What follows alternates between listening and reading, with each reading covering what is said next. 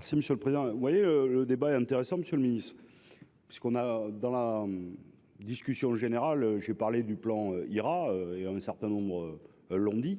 C'est pas exactement tout à fait ce que l'on fait ici. Hein. Les Américains, c'est produire américain et consommer américain et soutien à la production et à la consommation américaine. Et donc retour sur investissement, investissement dans le savoir-faire, dans l'outil, dans les compétences, et y compris l'investissement productif sur le long terme. Donc avec un retour pour le territoire national. Nous, c'est pas ce qu'on fait. Il n'y a aucune contrepartie de rien. 160 milliards mis sur la table. Et j'entends ce que me dit monsieur le rapporteur, ça serait trop compliqué, on va pas réussir à contrôler, etc. Mais enfin bon, quand il faut contrôler l'argent public, par exemple, pour le droit des allocataires chômage, là, il n'y a pas de problème, on est capable d'inventer, y compris de bien savoir où c'est fléché, et y compris de pouvoir sanctionner.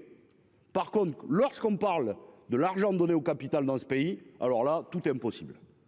C'est infaisable. Et donc, je vous le dis, les 160 milliards donnés chaque année, on n'est pas sûr que ça aille dans l'investissement productif, dans les compétences et dans les salaires. Par exemple, le CICE. Non, mais parce que quand même, on a un retour d'expérience sur un certain nombre de choses. Le CICE, et c'est pas le groupe communiste qui le dit, c'est les services du Premier ministre, c'est je ne sais plus combien, près de 400 000 € par emploi subventionné. Donc on était bien loin du PINS de Pierre Gattaz, 1 million d'emplois créés. C'était 100 000, 100 milliards, vous voyez, on est... Donc il y a une question. Il faut contrôler l'argent public et savoir là où il est fléché. C'est une question, Monsieur le Ministre. Monsieur le Ministre.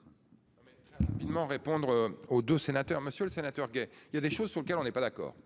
Vous êtes pour la conditionnalité des baisses de charges, par exemple, sur les salaires. Nous considérons que c'est une condition de la remise au niveau de la compétitivité.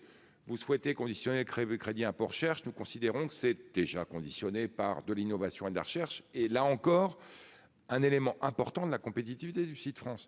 Mais sur ce que vous mentionnez là, sur France 2030, tout ça est extrêmement conditionné.